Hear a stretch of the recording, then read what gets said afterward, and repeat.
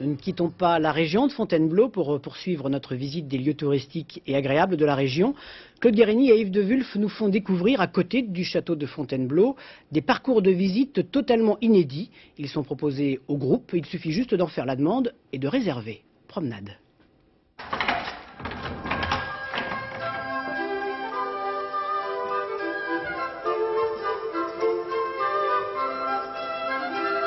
En pénétrant dans ces lieux peu connus, c'est comme si vous pénétriez plus communément dans un vieux grenier de famille, plein de trésors, enfermé dans des malles d'osier, avec des odeurs, des poussières, des résonances lointaines, des lumières obliques, et quelque part, la mémoire qui fait le reste.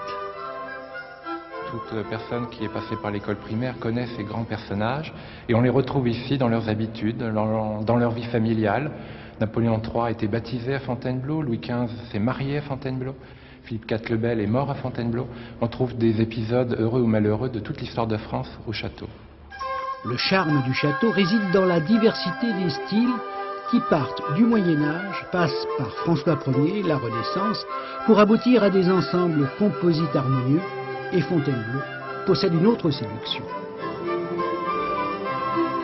Napoléon III et avant lui les rois de France et différents souverains venaient ici dans une maison de famille. L'État finalement dans sa représentation la plus solennelle se trouvait au Louvre, aux Tuileries, à Versailles selon les époques. Ici c'était la vieille maison familiale, là où on venait passer des vacances, là où on venait aussi chasser, car la chasse de Fontainebleau était abondante.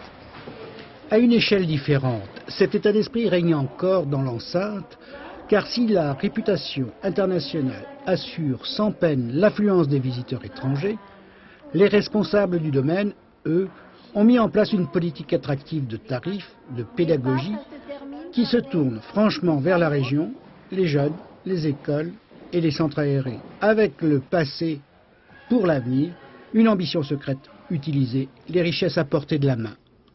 On espère bien transformer ce théâtre, je dirais, en conservatoire, s'agissant des métiers du théâtre, puisque toute la mécanique, notamment, est encore en place. Nous sommes devant l'entrée principale, la cour des adieux, endroit où l'empereur Napoléon Ier fit ses adieux à sa garde le 20 avril 1814, avant de partir en exil à l'île d'Elbe. Attention au départ.